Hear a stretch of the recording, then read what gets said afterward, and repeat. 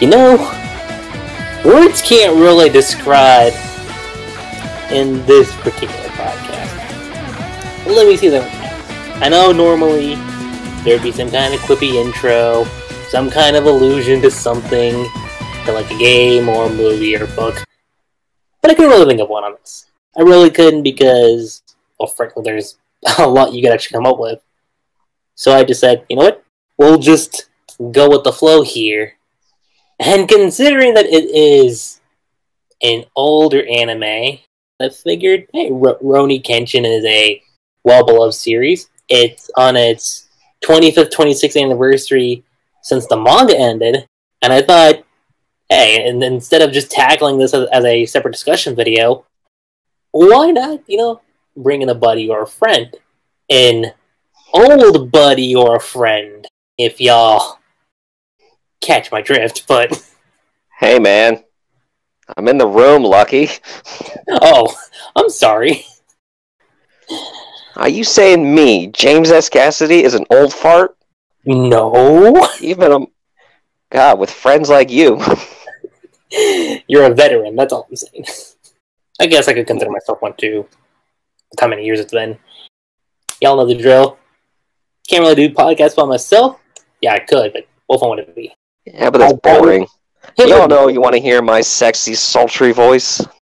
Yeah, so I figured, and James and I kind of talk about Kenshin on occasion, so I figured, you know what, why not just sit down and do a little discussion over it with the fact that we have the anniversary in mind. Well, you all know who I am. JamesSCassidy, Narusaku podcast guy, but we're not talking about Naruto today. We're talking about Rurouni Kenshin, a very old school shonen manga that I think it's a little bit older than Dragon Ball Z, isn't it? Or it's relatively same. Somewhere along the lines. Let's look it up. Because I know Kenshin ended in 99, but if I had to determine when the manga started. Yeah. 94. Yeah, it's 94. Yeah. So it's one of the old schools. Like, I guess you could say it's one of the old three. Yeah, because I think at the time it was what? I think the older big three was Dragon Ball Z, Kenshin, and Yu Yu Hakusho. I think that's what the original three were. It might be. At the time. I could be wrong. Yeah, there's always a big three. I mean, it was Dragon Ball Z, Bleach, Naruto, now it's what? Boku no Hero, Black Clover. Black Clover, and what's the other one? Some people argue Boruto, but... Oh yeah, Boruto. Boku no Hero, Boruto, and Black Clover. All bees. Huh. There's a bee squad on this one. Literally. So how do you want to start this one, Lucky G? Well, given by the structure I usually go by, I don't think this one's going to be as long and decisive as the other podcasts have been since it's just us two. But I figured we'd start with how exactly we got into Kenshin. And for me, I believe it was on Toonami at the time. I was just up one night, might have been Naruto, and I think the 4Kids Devil One Piece. Yeah, I know. Some people are going to be like, oh, you watched that? Do you remember the commercials? I remember the commercials. Do you remember that guy with the deep voice? Mm-hmm. He's known as the Batusai, the Manslayer. Woo! It was pretty badass. It was. It was around the time of like Outlaw Star and all that was on Toonami late at night. Yeah, it was. God, that was the good old days, wasn't it? Right? I do want to make a shout out though before we begin all this because there's someone special that I know, and she actually is part of the Narusaku fandom. Her name is Serenity Namikaze. Do you remember her? A little bit. I remember her. Oh, yeah. This is her favorite series of all time. Really? Oh, wow. Yeah. She loves Rurouni Kenshin. So I don't want to give her that shout out to her because I know she's going to make her listen to this later. And I thought I'd shout out to her. Hi, Serenity. Hey. You remember Lucky Chi? That's okay. No one else does. I'm sorry. I couldn't help that one. It's all good. I'll see myself out. Well, it would have been better than what Booster did. Yeah, but going back to the 90s when anime was first showing up through America, I mean, we had anime before. We had like Sailor Moon, Astro Boy, Gigantor, even before that, like 80s, Speed Racer. How many people know that one's an anime? Yeah. But it was only on obscure channels, and we didn't really know. It wasn't really. And then Dragon Ball Z came into the scene, and then we got all these great different shonens like Rurouni Kenshin, Yu Yu Hakusho, all these other great shows, and some sending too. It was a time. It was a great time to be an anime fan because it was just starting to come over here. Little did we know, later on, it would be destroyed. But I digress. I'd have to echo the same sentiment, but that wouldn't be until like years later. But yeah, I think am I the oldest? No, I think Four Life is the oldest of the group, isn't he? I think so. Yeah. I'm like the second oldest. Yeah, but I remember those days. I remember sitting, eating my cereal, watching these. Everyone was watching them Saturday morning cartoons. I'm watching anime. I did. Just sit every Friday night. Just come home. Yeah. Eat some kind of junk food and just sit back and relax. And I don't remember what was on before Kenshin, but I know the one episode I saw. It's the one with the Sato and Kenshin. It was like right around the time when the Kyoto arc was going on. Oh yeah. Like I remember it was just that one episode, and I watched it. I was like, "What is this? This looks cool." Yeah, and this guy's voiced by a famous actor that I know. Mm-hmm. Who I can't remember right now because I'm an old fart and suffering from dementia. It's okay. There's a few voice actors for me where I'm like, I know the voice, but it's kind of slipping and whatnot. But, like, I remember just watching that, I'm like, you know what? Full Metal Alchemist. That was the other series. Yes. That was one of the big three back in the day. It was. Good classics. I know. But we're here to talk about Rurouni Kenshin. We'll talk about Full Metal Alchemist later if y'all want to, but we'll focus on this one right now. Yep. Although I should note that before Rurouni Kenshin, there was another series called Samurai X, the prequel to Rurouni Kenshin, because it was telling the story of how Kenshin became who he was. That's right. Yeah. Yeah, and Samurai X because he has the X cross on his cheek. Yeah. It's but I guess we can I guess we can sort of paraphrase it. Basically, it's talked about that war that happened where all the samurai and assassins were going on, and Kenshin Himura was known as the Batosai, and he was just killing everybody. No remorse. And then he fell in love with a girl, and you know the story. He fell in love with a girl, and then she dies, and before she dies, she crosses his cheek with the scar, so he always has a reminder.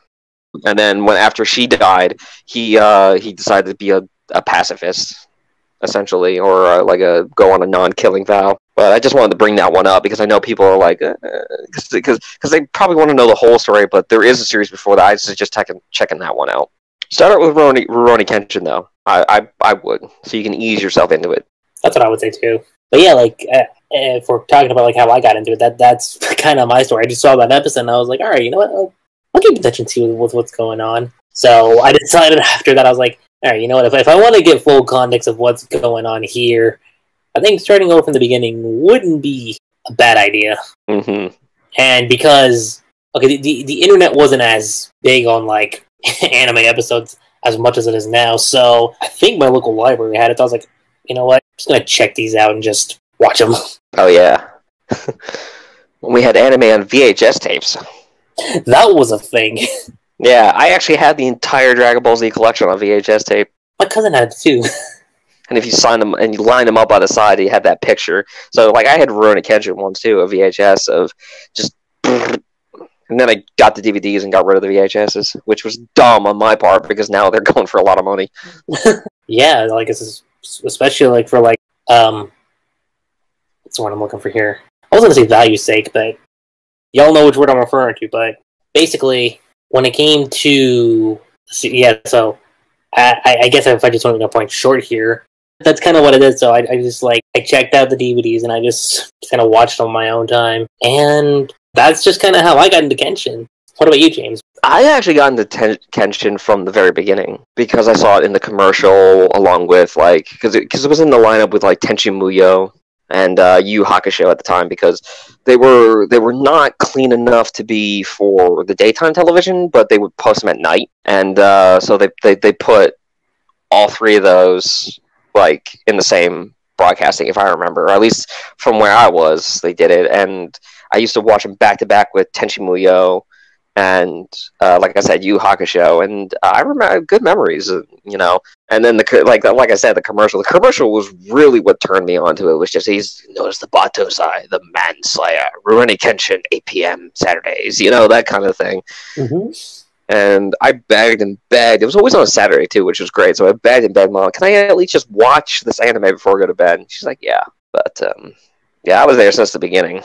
Well, not beginning of Rurouni Kenshin, not beginning of the series in its entirety. Yeah, not beginning of the manga. The manga for me came, if I had to bring that into account, it was, I would say after the TV show ended, because that's when I found out, wait, there's a whole nother arc they never adapted? Oh, shit.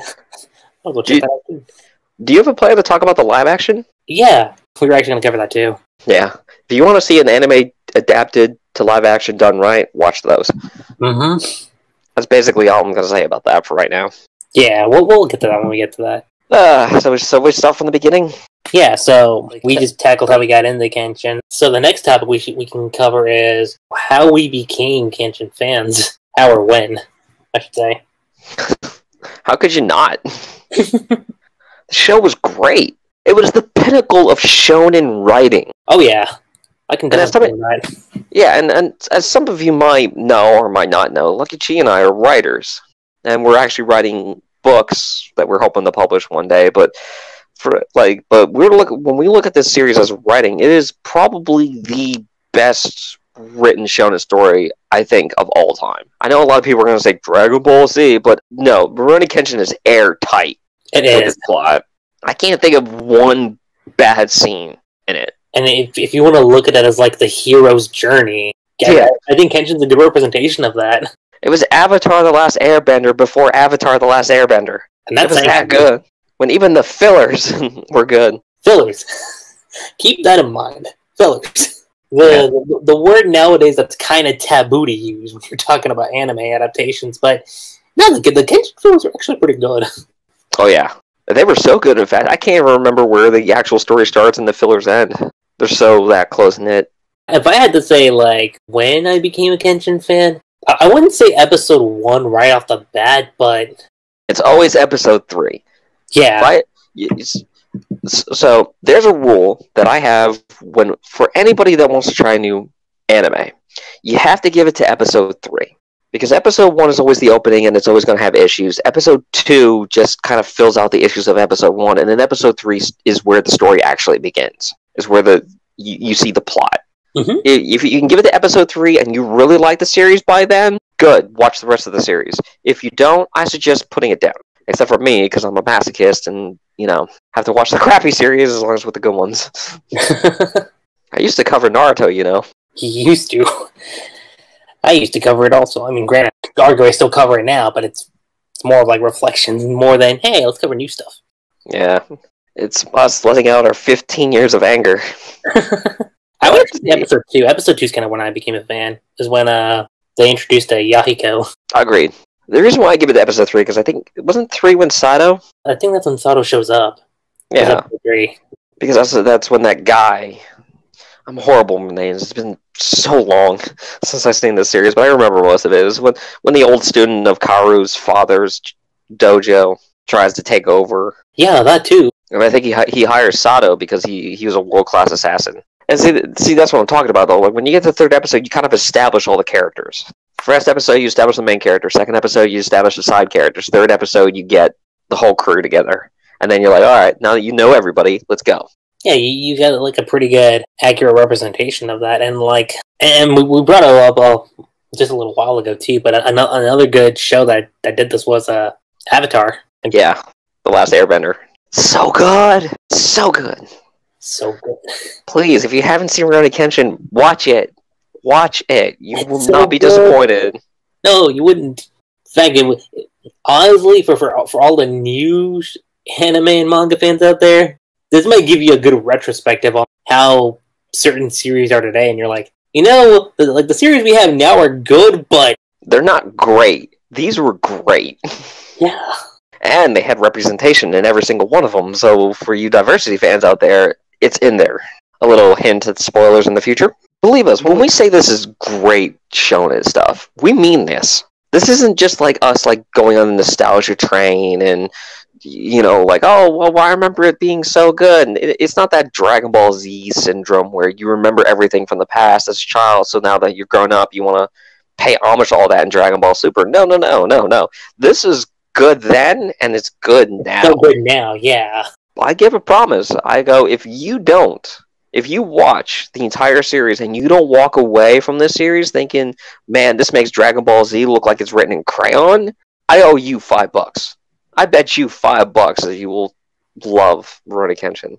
Oh yeah, I haven't met a single person who says, it's not that good. I haven't met a single person who's been like, I'm like, ew, Kenshin. Why do you like Kenshin? No, like, every person I recommended Kenshin to, they've come back to me and said, dude, that anime was a shit. How come nobody told me? It has everything. Everything you need. Especially for all you shipping fans out there, too. Oh, yeah.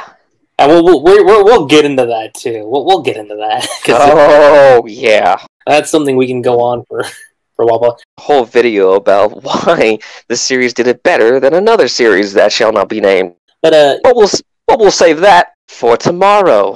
What about you, James? Like, when did you become a fan of Kenshin? Like, did you become a fan like right off the bat, or did it take you up until like episode 2 or 3? I really liked the premise, but I was a little skeptical of it a little bit. I was kind of like, this is interesting, but I mean, is that it? Just that it? And then Sato got brought in, and I was like, I like this dude. Yeah, Sato was and he had the attitude, he had the strength to back it up, but Kenshin was just so much better. And Sato was a perfect example of, I think, a shonen trope that what we like to call the "my number is bigger" kind of thing, because there's a lot of characters that do that, like, oh, well, I'm bigger and stronger than you, I can take this scrawny little pipsqueak on of a samurai on, and then like Kenshin just humiliates them. But since he has like a no-kill thing, like he kind of changes them as characters, and that's what I loved about Sato so much, is because when he met Kenshin and he just got his butt whooped, he realized that just having raw strength alone does not make a skilled warrior. No, even though, huh? I said no, it doesn't. Yeah, especially when Sato already was a pretty famous assassin character. You know, he was a pretty famous assassin by profession. You know, and everyone went to him because he wielded this giant sword like Berserk, and then he got showboated. So, but after that, after Sato's episode, and seeing him as a character, being like, yeah, you know, I want to learn from Kenshin. I want to learn what it means to be strength and everything like that, and I'm gonna follow him to achieve what I want to achieve. And I was like, there we go. I love this character. Good motivation. I wasn't too thrilled about Yahiko, but luckily they were pretty tame with him. He was kind of bratty in the beginning, but he did kind of grow. Yeah, he did. He very much grew. But what I mean by that is that his brattiness didn't just like encompass his entire character. No. And again, I know this is going to be a freaky concept to some of you shonen fans out there, but yes, characters can develop. They can change, especially if you do it right. It's not a foreign thing. It's like, oh, but that's just their archetype. Of course we're going to... Like, there are still some series that I'm currently reading out from the modern era that actually do go through development kind of like Kenshin, but it's super, super rare.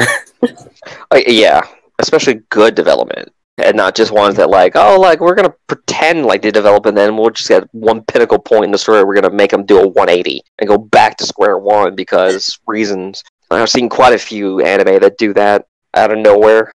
That's what Kenshin does. That's what Rurouni Kenshin does. It has this great story. Everyone's like, oh, we get it. It's a good story. Well, believe it. You know? Legit. Hey, if you didn't think that was funny, shut up. Especially coming from us. Right? The type of discussions we used to have? Come on. Well, I guess we can jump right into our favorite character. For me, I would say Kenshin, but I feel Kenshin's a little too easy to pick. Yeah. Oh, how about this? How about we pick our favorite character that isn't the main character? There we go. Everyone loves Kenshin. Oh, yeah. Everyone loves Kenshin. So who's your favorite character besides the main character? Besides Kenshin, I would probably have to say... Oh my god, I'm blanking on his name. His master's name. Oh, that dude. Yeah. I love that dude. How did you? Oh, we gotta figure out the name. There we go, I remember it now. This is a horrible podcast. You can't even remember the names of the characters? Well, Japanese. And old Japanese. It's not like Naruto. It's like... Yeah, it's not Naruto. Yeah. But... Sasuke? No, it's like... Should have figured out the names. But I don't know. You're talking about the mentor of the... The mentor of... Yeah. The non-Kakeko Hiromeki. Mm-hmm. He was cool. I know.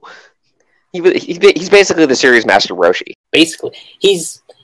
You could say he's the Roshi, he's the Jiraiya, he's well, Ichigo, I don't really... I guess you could say, I'm about to say Yusuke. It's not Yusuke. Yeah. So what do you like most about him? I'm curious. His personality, first and foremost. Like, okay, so I know he can be kind of strict when it comes to like the teachings and what he leaves off on Kenshin, but some of like their banter, I think, is just absolutely hilarious. Like there was one moment where they were in the middle of training and Kenshin was making a reply. Hiko was just saying like, "Oh, but it's just because I'm superior to you. Of course I would be. I'm the one who trained you after all." And I was like, wow. Yeah. Shijiko Hiko, his name was. Yeah. I actually love the scene where he's trying to teach Kenshin the final move. Yeah. And like he says, like, in order for you to fully understand it, you have to kill your teacher. And he tells him, you have to kill me, Kenshin, in order to fully master that move. Which I thought actually happened when he passed it. I was like, oh damn. Yeah. Spoiler alert, by the way. The series is 20 years old. If you haven't seen it by now, shame on you. Seriously. Next episode hits. Kenshin revives him. He's like, Master, you're alive. I can't believe this thing. Oh, you mean this thing? I just told you this because it would get you to shut up. Yeah. It doesn't do squat, boy. Well, then why did you tell me it healed me? Because I couldn't get you to shut up otherwise. That dude was like a drunken master. That was awesome. It was. Like, you see him drinking alcohol and everything. Like, I was like, I love this dude. How did you? God, this is so hard, man. Why'd you gotta pick this one? There's so many great characters. Anything else? I mean, if I wanted to say his more serious features, like, I do like that when it comes to, like, Kenshin's worst, like, he knows that that's someone he can rely on and get some more fundamental learring from. It's really telling with his character that if Kenshin didn't leave, it wouldn't set him off on the path that he was. Yeah, he eventually gives the nothing ventured, nothing gained kind of talk. So, yeah. That's just why Seijiro Hiko is my favorite character, outside of the main character, of course. But what about you, James? Who's your favorite? So many. I mean, there's one guy, what's his name? There's one guy with that white coat. He wields a Kadachi. I was gonna say Sato, but it's not him. I think you're talking about, is it Aoshi? Yeah, you're right. I think that's the one you're referring to. Yeah. He was pretty badass. I really liked him. But my favorite character, my absolute favorite character, has to be Anji. Interesting. Okay. So for those you don't know, so Anji, he's this monk, and he was a monk that was in charge of an orphanage. And one day, these assassins basically burn down the orphanage and kill all the children. So this monk, who was a peaceful monk at the time, he picks up the ashes and he rubs them on his eyes, darken his eyes, and he gets down to business and he learns these techniques that he basically can obliterate everything with his punches because he teaches Sano it. He teaches Sano the technique that he has, but it was just he's just this fighting monk type of character.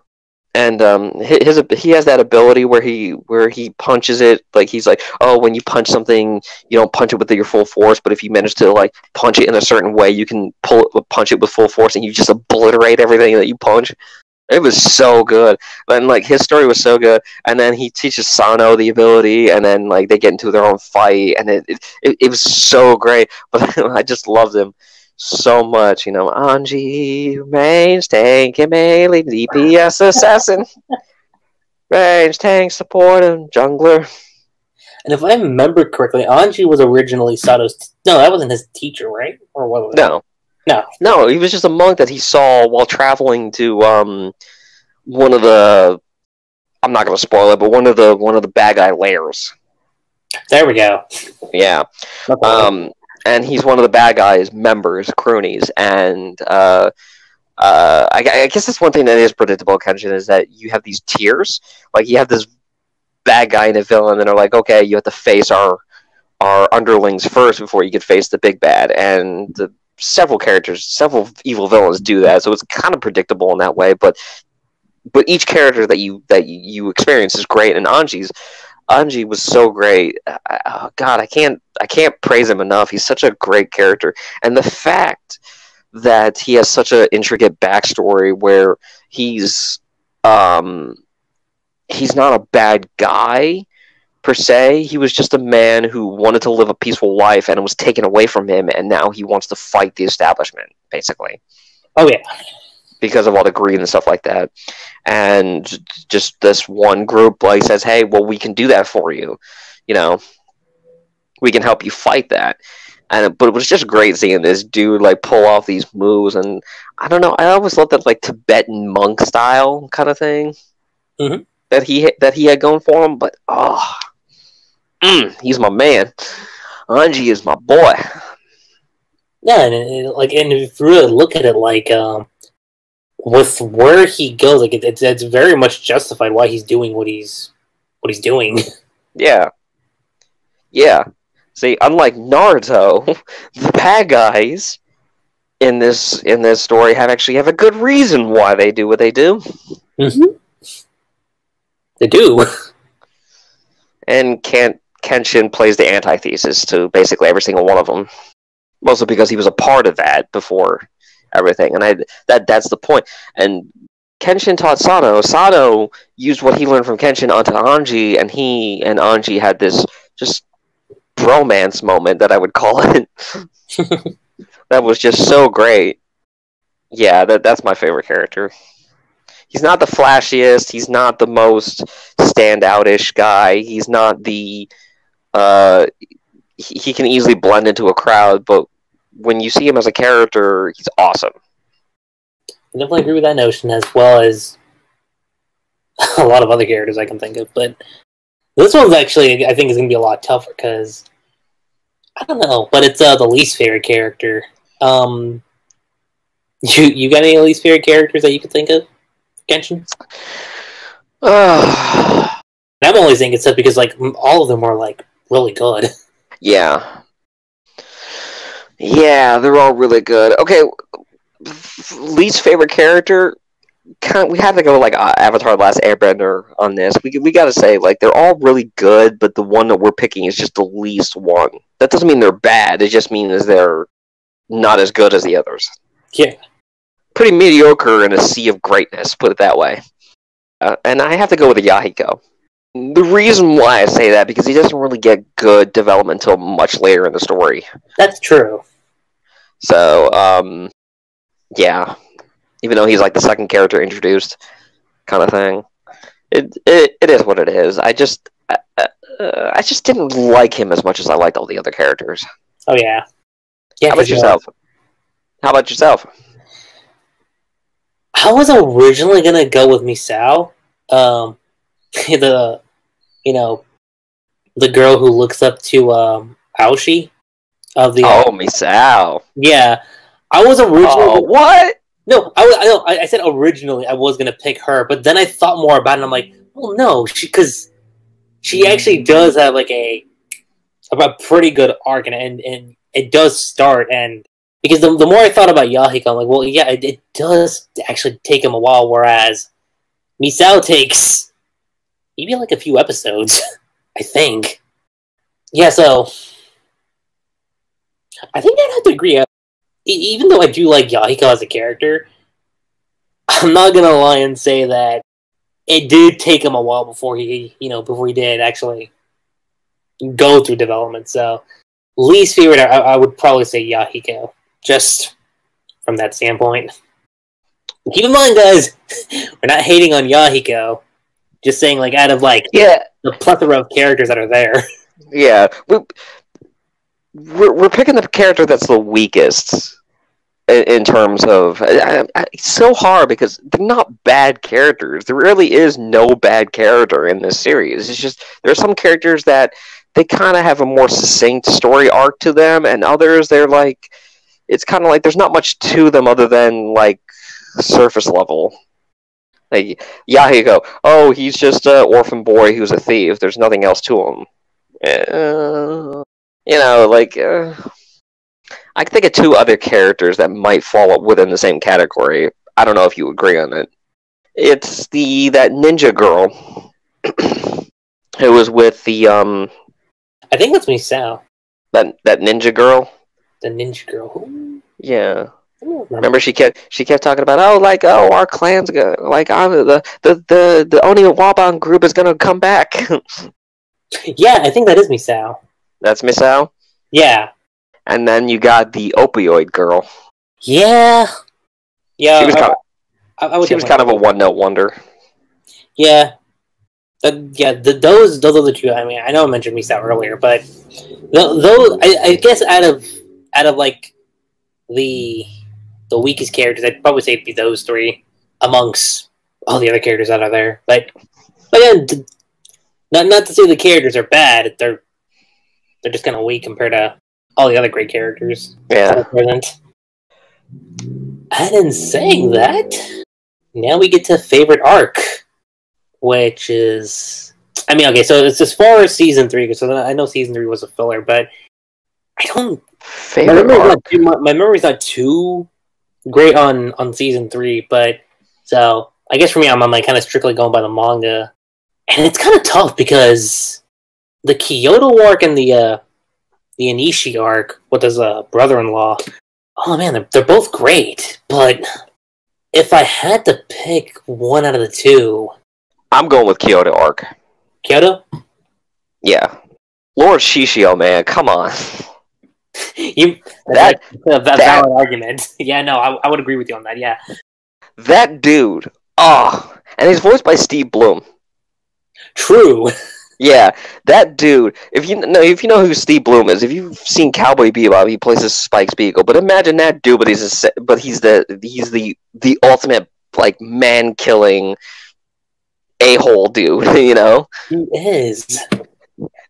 You know, I love this guy. I love Shishio because, okay. So one of the best things about villains, and I'm going to admit this because it's like Lucius Malfoy from Harry Potter. It's Shishio from Rurouni Kenshin. It's several other characters. If you have villains that basically act like they're having an orgasm every single time they talk, you know what I'm talking about? Yeah, I know what you're talking about. Like they come in like all sexy and like almost sexy and strong, but it had like darkness to them, like that sexy darkness, and they're just like, yes, we are warriors. We are warriors that will continue to fight even when the wars have stopped, because that is our creed. We know nothing else. I'm like, oh, this guy's just like jizzing his pants, just listening all this, and then that's Shishio right there. That's him. Oh. No, I would have to agree. I would probably say that the Kyoto arc too, because in more places than not, I think like that. I mean, yeah, like Kenshin does go through a great development like throughout from start to finish the story, but I don't think like it really kicks off until Kyoto, because that's where the most impact happened for his character. Because when he left, he was the Batosai. and now he's kind of coming back to kind of fix where everything left off for him. So again, another great point is Shishio. Yeah. Shishio is like, the only way you can defeat me if you are the Batosai, the manslayer. Yes, they always say it like that. The Batosai, the manslayer. I mean, and then that's the thing. Like Kenshin is like tested like throughout the entire arc. It's not like a one-time situation. Yeah, Shishio, hit me, fight me, give me a hug. You know, like, this is basically all it was. The Kyoto arc was just like constantly pushing Kenshin to be his old self. Right? Oh, it was so good. And then there was that kid under Shishio. Oh yeah, that dude. Oh, he was always smiling. Always smiling. Yeah, and then like they're like, we can't read his thoughts because he's always smiling. And he was always so polite. Well, thank you, Mr. Homura, for showing me that. Now I must kill you now. And it's like, I know, I was like, what? And they're like, you kill me? Sing! Oh, shit. Well, you better be careful, Mr. Like, it's so polite. You better be careful, Mr. Homura, or I might actually stab you next time. You know, I was like, oh. It just starts off so calm, and then, like, as the fight progresses, like, you see him getting slowly ticked off, and I'm like, damn. Yeah. And his whole point wasn't even to kill Kenshin. No, it wasn't. He was trying to, like, break down the technique. And here's the other thing. You want to also talk about a villain that... Oh, well, okay, I don't know if you could call the kid a villain, but if you want to talk about, like shifting a character perspective into, like, going into a newer direction, that kid, I think is a good representation of that. Oh, yeah. Because by the end of the arc, he's like, yeah, look, like I've kept this thing locked in for a long time, but now I'm just like, I just can't do it. You want to know how I got these scars? Oh. No, I'm kidding. But yeah, talk about a tonal shift, but in a good way. Sojiro, that was his name. Yeah. I'm sorry, I'm gonna spoil this. Go on. I can't help it. How boss were you, like, thinking, like, just like, oh, when Shishio and his underlings were in hell, and then they're like, Lord Shishio, what do we do now? And he's like, what else do you think we do? Take over this place. And then they just go walking off. I know! I was just like, oh, shit. It was like, well, that was a pretty sad end to Shishio. Nobody just walking off. What else do you like? What are we gonna do tonight, Shishio? Same thing we do every night. Take over the Try to take over the world, or hell in this case. Oh, badass too. Yeah, it's like Dark Souls with Tarkus. Like, he didn't die; he just invaded hell, and it's basically Shishio. Yeah, and he'll do it too. He will. He honestly will. But what are your reasons for liking the Kyoto arc? Or why it's your favorite, say? My reason for liking the Kyoto arc, it's basically the Rurouni Kenshin version of Endgame. You just see all the characters that are still alive by the end of the series just tackling on this one guy, and he just rips all of them a new one. That's a good way to put it. You know, like, you see the cop samurai who wanted to take out Kenshin. You see Shishomaru there. You see all these different characters taking on Shishio, and he just manhandles them. In fact, and again, I'm going to spoil this again. In fact, Shishio didn't lose the fight. You're right. He technically didn't. He didn't lose the fight. His own body betrayed him. So for what people don't know, like, for those who don't know, Shishio's backstory was that he was like Kenshin. He was like a Batosai as well, and he was burned. Like, he was burned alive by the government officials to kill him, and he survived. And then the burning and everything like that. God, I'm getting Fallout New Vegas flashbacks with Joshua Graham. They burned him alive, and sorry, I keep making all these references because it reminds me. But like they burned him alive, and he burned his sweat glands, so he can't go on for more than a couple of minutes or something, because then his body heats up and he spontaneously combusts. And that's basically how he's defeated. He spontaneously combusts. Which I thought was really cool, because it wasn't that like, oh, he lost because he was outsmart. Well, okay, you could say he was outsmarted in that sense, but it wasn't hey, he underestimated them. Yeah. It was just a matter of like, look, his body was giving up. That's what happened. Oh yeah. And I thought that was really clever too. Yeah, this was a guy that had to be iced down like after every fight. His entire body, because otherwise he couldn't cool his body down because he had no sweat glands. No. But man, it took Kenshin everything to take him down. It did. And even then, like, I think Shishio, if he didn't have that handicap, he probably would have kicked Kenshin's ass. Probably. Because his sword was so drenched in human fat from cutting from people that he would just strike it and the sword would get on fire. Basically. I don't know how that is possible, but damn if it's not cool. Then he had gloves made of like gunpowder, so that when he held onto people and struck it with his sword, it would blow up. Oh man, this dude was a villain. It was a sight to behold. I swear, Madara could look at him and go, "Damn, this guy's fucked up." Hey, death battle! You guys need another idea? Here you go. Yeah, right. I actually wouldn't mind watching that. That'd be cool. Yeah, right. Man, Shishio just. I think that might actually be a good transition over into our favorite villain, which, judging by our conversation, I would probably have to pick Shishio. Top 3 favorite villains of Rurouni Kenshin: Lord Shishio, Lord Shishio, Lord Shishio. I mean, nothing against the other villains. I mean, the closest second I could probably think of is maybe Kenshin's brother-in-law. I could probably say that, but yeah, because So if we had to exclude Shishio from this,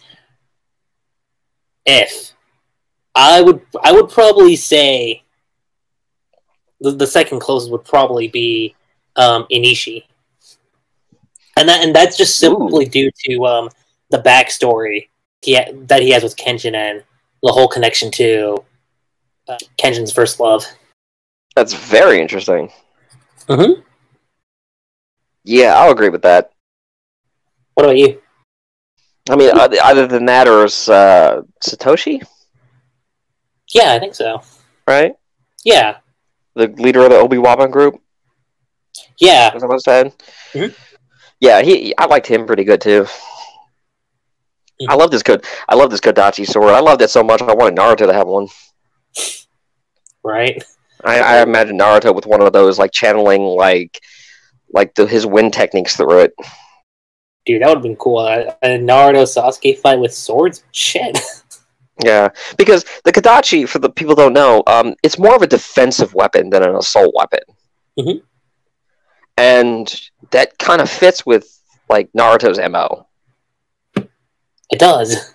You know, because the whole point of the Kodachi was to block the blades while you use your hand to attack. Now, eventually in the story, he does get a second blade, to one for defense and one for attacking, like a duel. Yeah, he kind of invents his own technique with that. He called it a Hidachi, right? He had a Kodachi and a Hidachi. It was a Kodachi and a Hidachi. Yeah. Yeah. And I really liked the concept of those so much. So that's why I liked him as a villain. His techniques were awesome. He was such a staple. So all the characters had their own staple against Kenshin that Kenshin had to adapt and learn how to combat, which would have made it great. Great countermeasures. I guess strategical approaches too. Yeah. That was the thing that, like, it wasn't like I said, going back, you know, it wasn't just about bigger numbers or being stronger. Like, you had to change up the techniques. Kenshin had to rethink how to fight some of these guys because their techniques were a staple to his techniques. And I think that's what helped him fight Lord Shishio, because he learned all the techniques like that. The other thing is that, like, each of his fights, like, it didn't require, like a dumb luck moment, you know? Like, you see in other anime and manga that's like, oh, there's a blind spot. Yeah. What's also great is that some of the villains weren't even taken out by Kenshin. Like, Sano took a few of them out.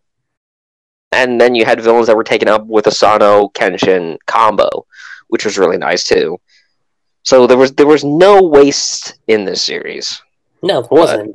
But Satoshi, the third best villain in the series. Oh, yeah. Which now brings us over to Kenshin's journey. And honestly, all of this, I don't know how to describe it because there's a lot of ways you can take it. Okay, well, why don't we talk about how we personally took the series? How about that? Like, what did you learn from the series when watching the journey, and how did that reflect on what you think? And since we're both writers, we can do it that way too. Yeah. However you like. What I really liked about Kenshin's journey was that it wasn't a simple, like, yeah, like if you look at it, it's a love story in that sense, but it was also a redemption story too. You know, like a story about atoning for your sins. And what I really liked about his journey was that, like, there wasn't a clear-cut, easy path. It was just something that just naturally came to him. Yeah. In that sense. It's kind of something that just kind of takes time for him. It's not like all is forgiven. It's a matter of, like, okay, how does he feel about the situation? And where does he feel like, I've done everything I've needed to? Yeah. And I think that that's something that's really resonates with me when it comes to that, because I remember I sat there, like, even when I was reading the manga. I don't know about you, but I think when it comes to, like, a series from Jump, it's really telling, like, what Kenshin went through, just based on what he personally wanted to do. Mm-hmm. It wasn't I want to be this, or I want to conquer the world. No, it was just a simple story of him going, like, I just want to repent for everything that's happened. Yeah. That's what I really liked about it. I think there's two stories. It's the one that you said, right? Mm-hmm. Maybe even three if you count this other one. But there's also that a lot of the characters that Kenshin... Okay, so we have the story that Kenshin was a Batosai during the war, and then during Rurouni Kenshin, he was a wandering samurai, right? Repenting for his sins. But he's also looking for a place that he can call, where he can make anchor, you know? Looking for a place where he feels he belongs, and everything like that. But a lot of the other characters, too, that you notice, whether it be the mini-villains or the big villains or anybody of any of that caliber, they all want to relive the old days, but in a new era. And that's what it was, is that there was this radical change where there was the old era, where there were the samurai were the leaders and everything like that. And then there's the new era where government is the leading force. And the samurai of the old were being wiped out, you know? And then some of the it's kind of like, how do I want to say, like you have these people that are, like, so used to war and fighting and killing, and that's all they know. That's all they ever knew was fighting, war, and killing. And then it's a time of peace, and they don't know what to do. There's no use for them. Society doesn't need them. Society doesn't want them. Kenshin, on the other hand, instead of being like, well, things can never change, he embraced the new times and says, okay, I want a time when I don't have to use my sword. I want to be a part of a time where I can relax and be myself and not have to worry about people attacking me or killing me or anything like that. So it's just letting the past die so you can embrace the future. And Kenshin was willing to do that, while all the other characters were unwilling to do that, until Kenshin comes along and shows them, well, you know, it's no longer the wars or anything like that. It's no longer that time anymore. We're not brutal savages like we used to be. We have to embrace the peaceful times now. And you see a lot of characters make that change and understand that change. Especially Shishio, who was like, like he was against all the nobles and everything like that. He was against all of that because all he knew was war and killing. So when the nobles came along and was like, okay, we're going to go into the next dynasty and we're not going to be doing the old samurai way anymore. That's the old-fashioned, It's kind of very Star Wars-y if you think about it. Like, oh, your old religious ways are no longer important here. And the Jedi are all wiped out. Same concept here. Most of the samurai were wiped out, save for these few ones that were too tough to die. That's a good comparison right there, actually. Yeah. So you have the old versus the new, and then Kenshin was the one that wanted to breach it. He's the bridge. And some people crossed it, some people didn't. So it kind of has like a double or even triple meaning, if you think of it like that. It does. And you see Kenshin struggle with this, the past versus the future, or the past, the present, and the future, and him struggling with all this, especially when Kaoru takes the scene. And Kaoru is the main love interest, by the way. When she makes a scene and he finds what he's been looking for his entire life, he doesn't want to go back to the old times. And he's willing to do anything to stop him from going to the old times. What do you think? No, I can definitely agree with you on that sense. But I think the most unique thing that I don't see a lot of people bring up is Kenshin's age. Like, yeah. If you look at it from a shonen manga standpoint, most of the characters are like normally like teenagers. Kenshin was 28. Yeah. He's a lot older than people say. He's a lot older than you think he is. Mm-hmm. And funny enough, like, he doesn't age that much throughout the series. No, he doesn't. But to piggyback off of what you said with the whole redemption story, I like that it also, like, it gets referenced back, like, in each arc. It's not a thing where it's in the arc, but it's like barely touched on. Especially like towards the final arc too. I think that's like really telling, because like that's when you like really get in depth with what. I mean, you understand a lot of it that happened in the Kyoto arc, but when it comes to Kenshin personally, you really dive into that with when Anishi shows up, because that's where he felt like the most. I don't know if pain's the right word, but definitely the most regret. And especially with what happens to Kaoru in that arc. Yeah. Because, and then that's the thing, like Kenshin's always shown regret, but he really hit a down low when he thought she was dead. Oh, yeah. That drove him to the point of almost becoming his old self. It did. Yeah. You know what we call that, boys and girls? Development. Something that a lot of modern anime mangas are somewhat afraid of doing. I don't know why, but... Yeah. But this is why we say it's so good, because you get this organic, natural development throughout the story. And it's telling a story. Yeah. And there's a moral to the story. And like I said, with the whole, the past versus the future, where you could have a troubled past, but that doesn't mean you can't have a better future. And if you really want like a good redemption story arc in any series, it doesn't just have to be anime and manga. You could honestly use Kenshin as a template of how to do it. Yeah. And if not Kenshin, the other character I usually go to is Zuko from Avatar. Yeah, Zuko's pretty good. I would even say Full Metal Alchemist does that a lot too. So it can be good guys and the bad guys and then they're good guys again. Or, and it's all organic.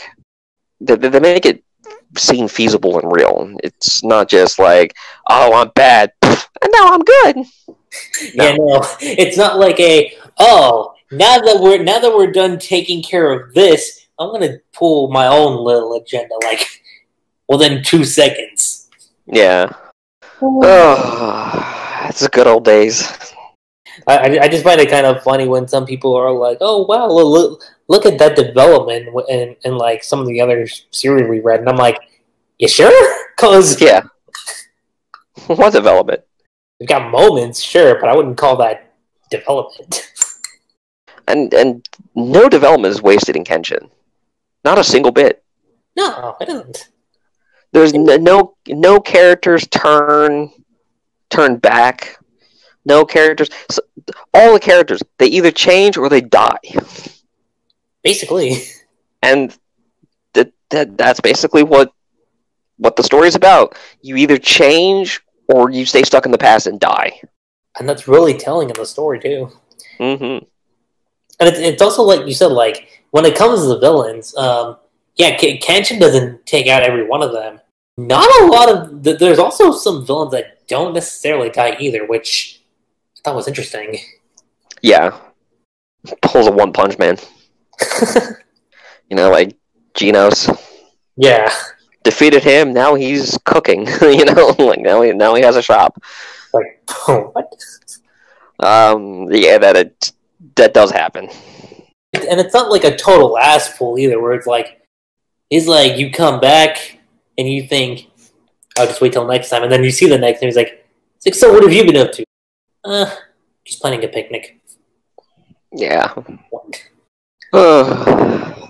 But I think that's also a good way to also talk about the author too, Nobuhiro Watsuki, which, for a lot of you guys who don't know, Oda actually was mentored under Watsuki.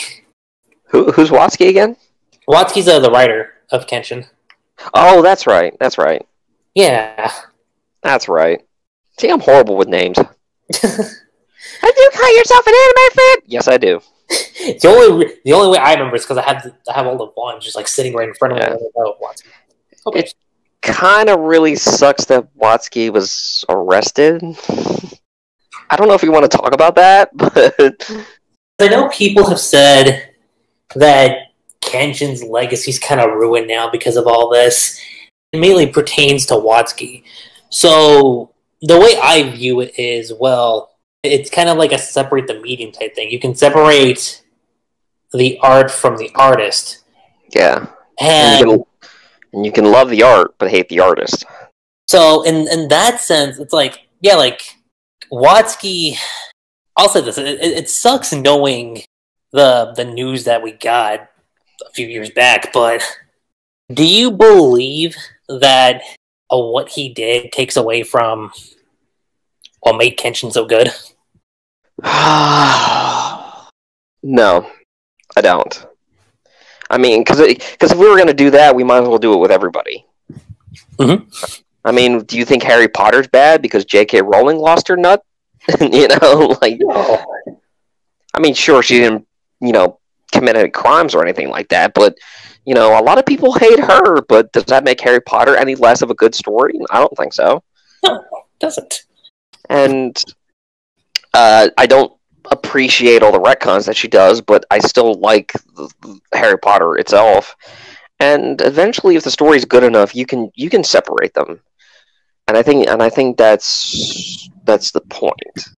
I mean, I guess somebody could come up with a question like Raganos about Kishimoto and Naruto, but can you like Naruto and hate Kishimoto, or can you like Kishimoto or hate Naruto? Well, of course you can, but our issues with Kishimoto was not with his writing or who he is as a person. It's the choices that he made. Oh yeah. With Kenshin, with Rurouni Kenshin, I can easily separate them. And chances are some of you have never even heard of what he did. Mm-hmm. So, all we can say is it was like a pretty big deal. Yeah, it's a pretty big deal, but by some standards, it's not really as bad as you might think. What did he do? He was caught with child porn. Put it that way.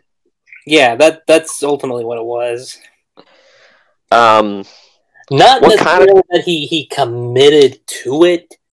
Yeah, but... he just had it. Yeah. Yeah, and, it happens here, too, so... Like that one particular VA's brother, but that's a different topic. Okay, I'll give another example. I hate Jamie Marchi, or Markey, or however you want. I hate her.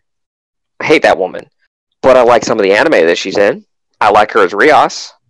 I think she has a good voice for that. Oh, yeah. I liked her in Overpowered Hero. So she has talent. Don't get me wrong, she has talent, but I hate her as an individual. I hate her as a person. I think she's a completely disrespectful, hateful person. But, I can separate it. Yeah, it becomes one of those things as like, so in the field of work that a person does, they do really well in, but if it comes to like them personally, they may not exactly be the best in the world from that side. Yeah.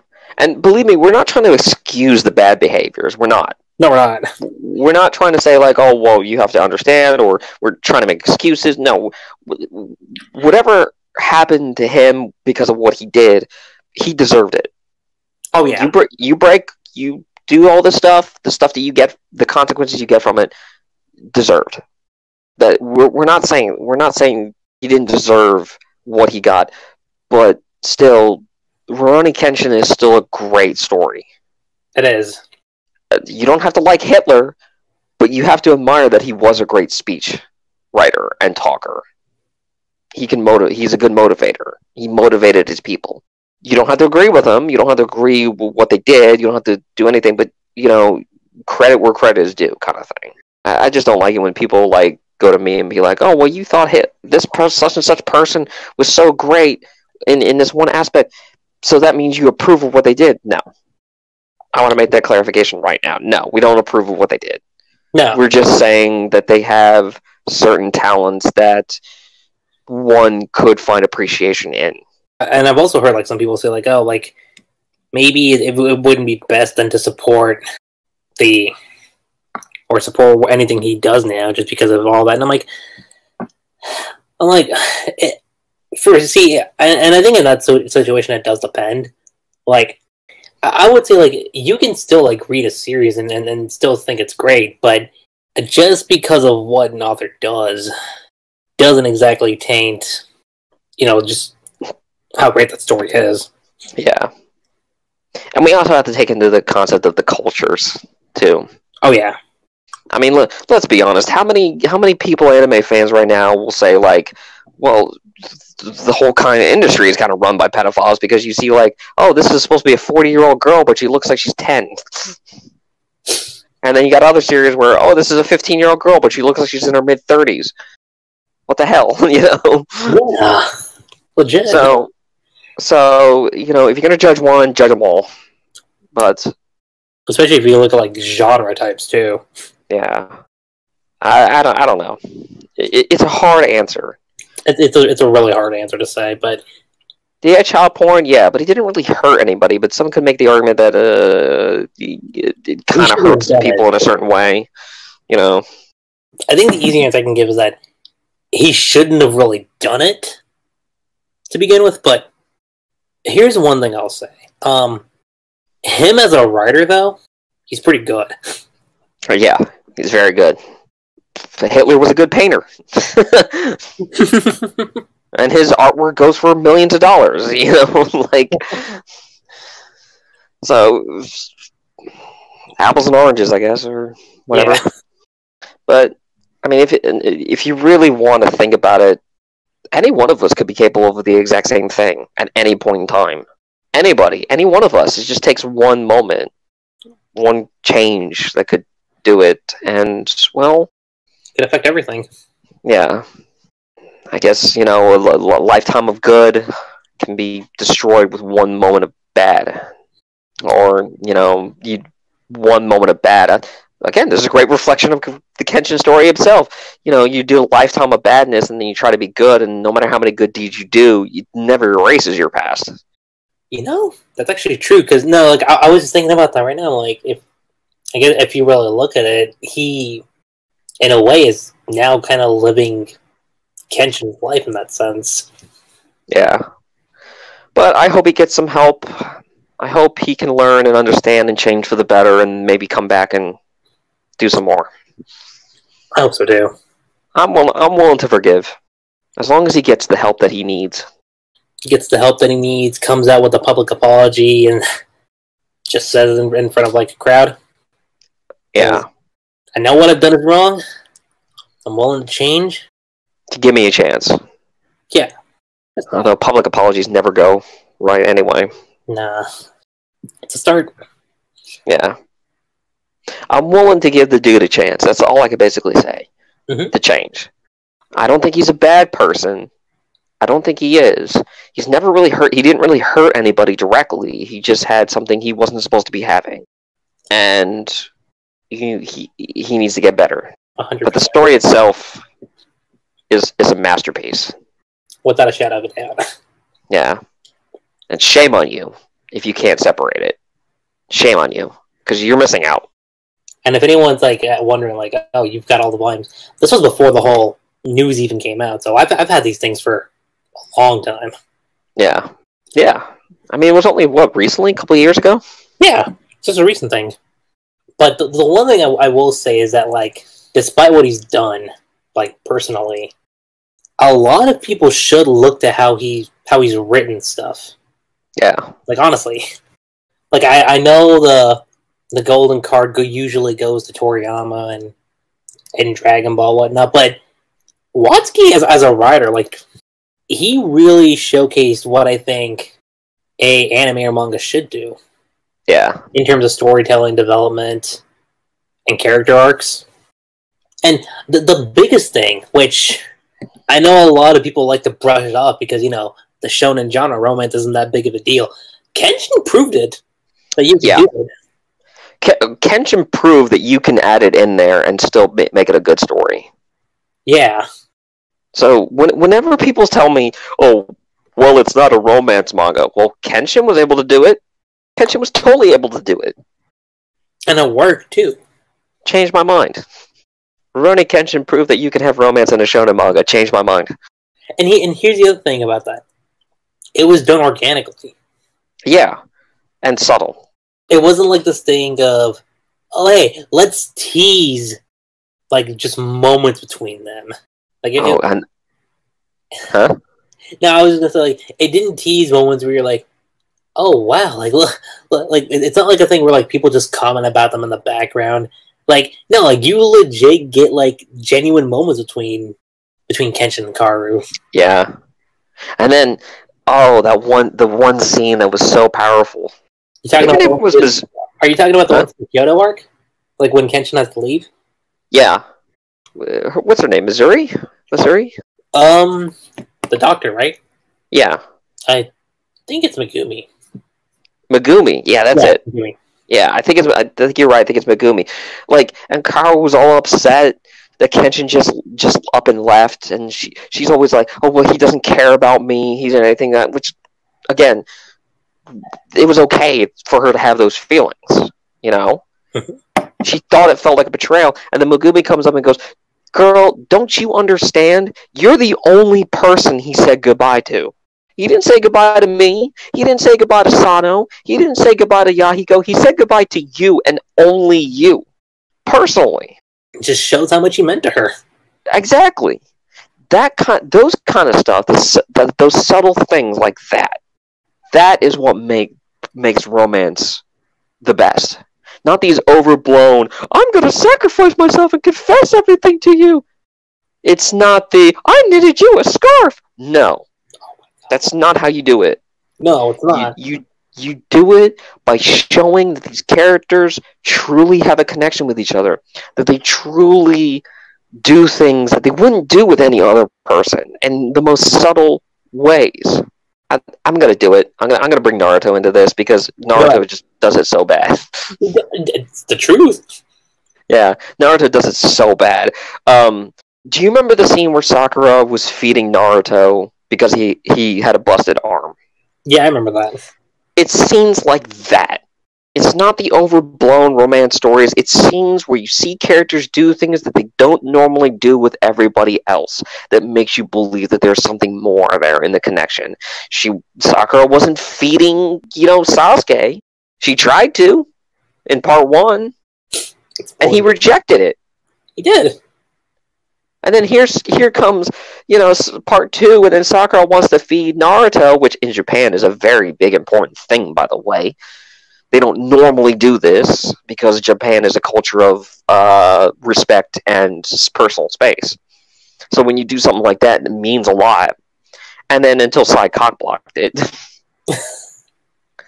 because he didn't know poor guy doesn't know what he's doing, but that's what Kenshin does. He always did everything in every single moment, in the beginning. I see that, and they made it look so innocent too. Like, Kenshin gets hit in the back of the head with a bowl, of hot soup or whatever, and then Sano was just like, "Huh, I see you're very skilled," and Kenshin's just like, "What? What do you mean?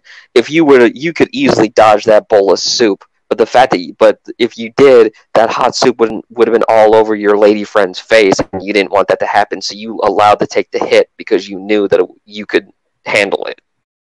And Ken's just like, I have no idea what you're talking about. Yeah, we know what we're talking about, Kenshin. We know you. Which I gotta say, anytime Kenshin gets hit in the face or from the back, he just makes the funniest expression. Oh yeah, he gets that big bruise, and he has like Oh, the English voice actor did it great, I think. He did. We should talk about that later, but do you have that written down? About the dubbing? Yeah, I have it written down. Yeah. But Kenshin, I forgot what I was talking about. From the romance. You're talking about the romance. Oh yeah. By the way, boys and girls, count how many times Karo just beats the crap out of Kenshin for doing something dumb. There's one scene where she grabs him and she's beating him over the head with her Tama sword. Boom, boom, boom, boom, boom, boom, boom. Oh, well, that's so abusive. Well, they got together, and that's what Karo's character was like. She always was outspoken like that, and Kenshin admired that. How many times did Karo actually beat Kenshin on that? I'm trying to remember now. At least 21. Huh. Because it was just rapid fire. It's like that scene in Inuyasha. Sawari, sit. Or it's like with Yusuke and Keiko. Oh yeah. We all know Yusuke loved Kuwabara. Don't lie. I love you, Yusuke. I can't do a Kuwabara voice, but you know what I'm talking about. Okay, I get romance is not a focus in shonen or anime, but that doesn't mean you should be afraid to not use it to its full potential. Yeah, and if you're gonna add it right. Do it right. Yeah. Don't pull a Kishimoto where it's just like, yeah, I was told to put it in, but I don't really like writing it, so I'm not gonna focus on it. And it's like, no, if you're gonna add it in, you gotta use it. 100%. Or avoid doing it entirely. Do it right or don't bother doing it, I say. For sure. Now, if you try your hardest and it just doesn't work out, I'll still give respect. I'll be like, hey, well, at least you tried. Yeah, if you just make it a thing where it's like, we'll just like pepper it in. Yeah. We'll just do it every time we lose viewership. We'll put ship baiting in there. No. Which, in my opinion, is the worst way to go about it. If you already know who's going to end up with who, just develop it. It's not hard. I mean, you and I talk about this a lot of times. We'd rather have a predictable, boring romance than an undeveloped, poorly written surprise. Mm-hmm. Well, there wasn't a surprise in Naruto. There was plenty of development. No, there wasn't. Shut up. No, there wasn't. Yeah. I would much rather have what Kenshin did than a guessing game until the end of the series where people start losing their minds over and start having endless debates. Oh my god. Why do all the badass characters have beginning of this same letter? There's Kenshiro, Kenshin, Kenshi. Kenji. You notice that? I noticed that too. All the best anime stories, all the best animes have a main character named Ken, she, something. Which, by the way, Kenshin and Karu's kid, it's funny as hell. Oh yeah, God, we gotta do Fist of the North Star sometime. We do. That's another good one, but we'll do that one for the future. How about that? If you want us to do Fist of the North Star review in the future, let us know in the comments. Hey, just let us know. Do one on that, do one on Yu Hakusho, Inuyasha, just let us know about that. Yeah. Let us know what you guys want to hear. Otherwise, we're going to keep doing Naruto for the rest of our lives, and we don't want to do that. No, there's only so much Naruto topics we can actually cover. And that sucks. Moving on. I know, while you're on the shipping topic, fine, we might do that, but... Yeah. But it's so good. Kenshin is so good. Yeah. There's a reason why I go back and revisit it, like, look, maybe not every month, but, like, say, once or twice a year, at least. I just haven't done it, like, the last few years. It is a good anime, that it is. That was a good tangent impression, I'm not gonna lie.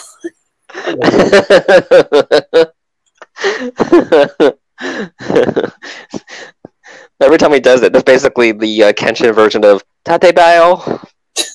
So yes, that it is. I'm like... I don't agree with it, that I do not. Like, that's like your catchphrase. Every opportunity. Just... It's a good sword, that it is. Oh, always the inflection. It is a good anime, that it is. Alright, so what's next? This one's a little brief, but it was going to be on the Hokkaido arc. Basically, the sequel series that's going on right now. But I know you haven't exactly checked it out. Yeah, I think it's coming out recently, right? Yeah, it came out, when was it, 2017? So it's still fairly new. Yeah, it's not Boruto. No, like, this is actually like a literal continuation of Kenshin's story. Yeah, so Kenshin and Kaoru have a kid. No, not named Benshin with a B. Boruto, Bolt. Really? Bolt? What kind of name is Bolt? I don't know. Hold on, Yusuke and Keiko. How would you even... Usuke? I don't know. Yusuke? Busuke. Usuke. He's a Russian Japanese. Busuke. Busuke Romanov. Oh my god. He has vodka gun.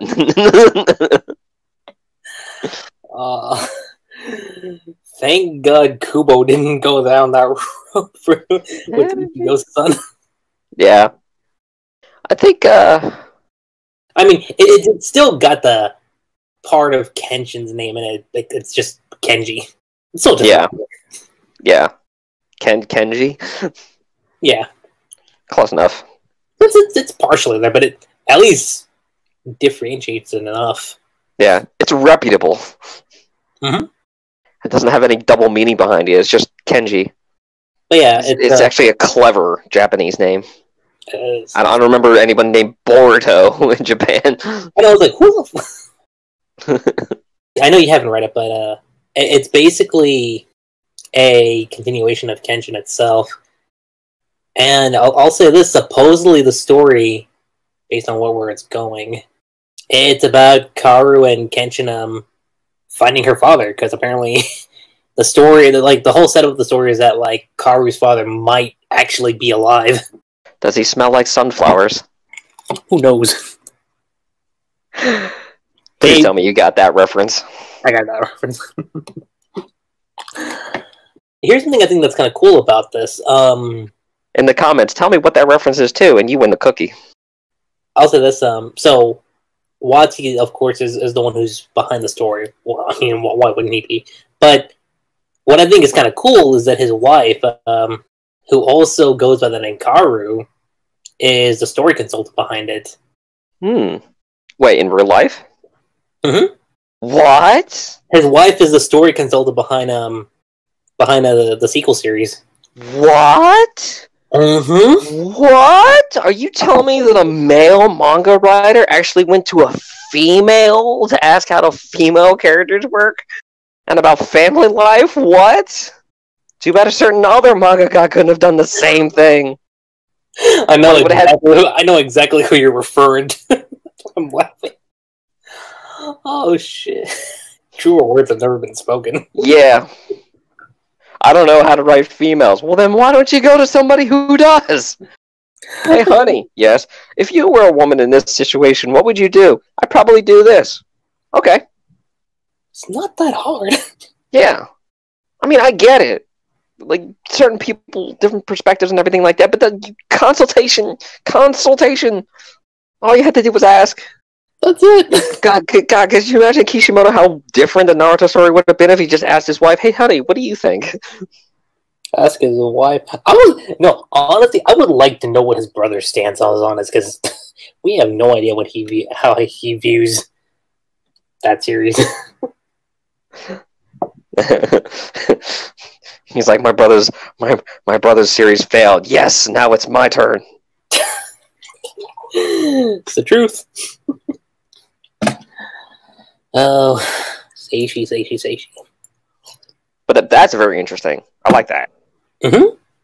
Yeah, I didn't know about this until recently. Like, I looked into it and I was like, wow, really? Damn. Yeah. Hey, Rooster Teeth, maybe you should have gotten Monty's wife on it. You know, she was heavily involved in Ruby. Point taken. You see, look, this is what we're talking about. Everything that Rurouni Kenshin, the series, whether it's production, whether it's the story, whether everything, this is how you do a proper shonen. This is how you do it. Imagine how much better so many of these other shonen could have been if they did the exact same thing that this mangaka did with that story. Right? That's why I put it on such a high pedestal, because like I think this is the best representation of a shonen manga. It is. It's not Dragon Ball. Toriyama doesn't know what he's doing, for Christ's sake. No.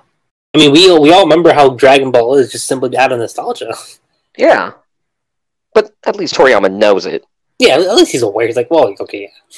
He's just like, I just like kung fu movies. They're pointless, but they have a lot of action in it, so we're going to make a kung fu manga. Yeah, I was like, fair enough. It's not like Kishimoto, I want to put this moral, but then like completely go against the morals. Then you got Rurouni Kenshin, just like, we're going to teach you something that we will, and we're going to show you why it's right that it is. And if we need help, we will go to and ask other people if we can. Oh, I say I didn't even know that, the consultation. That's very interesting. It is. Now I really have to check this out, because if it has that kind of thing, I really want to figure that out. I really want to read that now. I'll link it to you after we're done. Oh, please. It's worth a read. And yes, I will give it to you, Serenity, if you haven't seen it already. Oh, so easy. It is. I don't know how people find this so hard to do. Yeah. Hell, we even go to each other. Hey, Lucky G, I'm writing this scene. I need some help. What do you think? Should he do this or this? Yeah. What would you do? And I give you my feedback on it. And I either have one or two actions. Hey, that's a really good idea, or you're full of shit, Lucky. And then do my own thing anyway. But at least I got some consultation. Yeah. Or what I might do is like just write out a few examples and just let you get your own take on it. Yeah. How would you write this scene? Yeah. You've helped me quite a few times, and I've forgotten. So. Yeah. And as far as a follow-up goes to a beloved a beloved manga, so far I would think the Hokkaido arc is probably the best way to go. Not like Boruto. Yeah, fine, I'll say it. Not like whatever. It's not like just turning on that milk machine, right? And keep in mind, Kenshin ended in '99. This didn't start until 2017. Yeah. So it was like a long time before this even got a thing. Yeah, definitely. You can always go back to your old work, but, you got to do it right. It's not like, hey, we're Boruto creator. We're so hateful. Yes, we are. Shut up. We admit it. Hey, we're Studio Peria. We make Boruto and everything. So what do the kids like today? I think they kind of like lightsabers. Screw it. Let's give him a lightsaber. I think kids like robots. Screw it. Let's give him a mech. I think kids like guns today. Screw it. Let's have ninjas with miniguns. Yeah, and I know we were just talking about Toriyama earlier, but even he came back to Dragon Ball after a long time. Yeah. It was a big break before he came back to it. Yeah. And I have to say, I really want to think what Toriyama did when they asked him, so is Dragon Ball GT not canon? He goes, well, let's just say this is a different timeline. This is what could have happened. I remember that, yeah, he did say that. Yeah. He considered it just as much canon as his own work. He's just like, it's just a different timeline. And now that we have like that timeline thing and with Goku Black and everything, now you can say that it's a different multiverse. Not doing it with Kenshin. Not doing timelines with Kenshin. That'd be bizarre, though. I can imagine timelines with Kenshin. I don't even think we'd have to change. What if Kenshin never stopped being the Batosai? Come here, Karu. Stab, stab, stab, stab, stab. If this was under Marvel Comics, I could see that as a one-off story. Hey, Lord Seishio. Hey, Kenshin. You want to take over the world? Let's do it. That would make an interesting what-if story. I'm not gonna lie. Yeah, Kenshin. What? Hold down the fort. I gotta go ice myself down. All right. All right. It's a good day to kill somebody. That it is.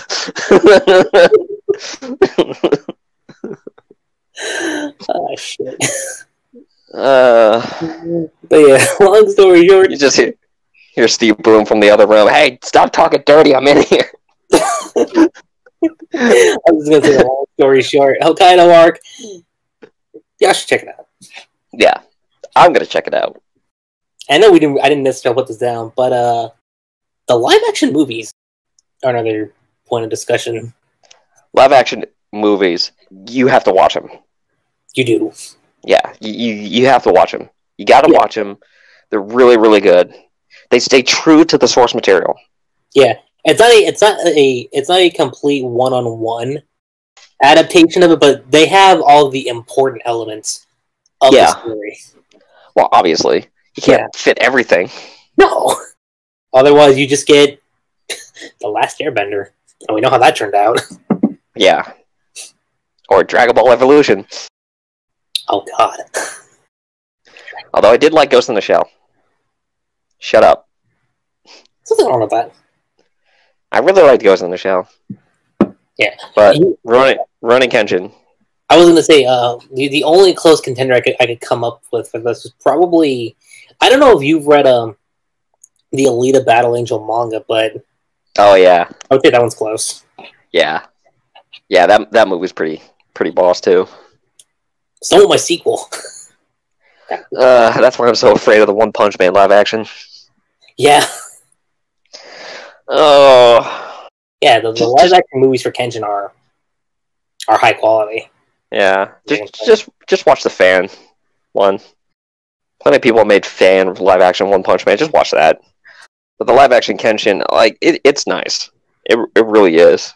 So much so that now, like, let me actually look at the dates, because I know, because the other two movies are coming out this year. I just don't remember the actual dates. Yeah. But it's called The Final Beginning and...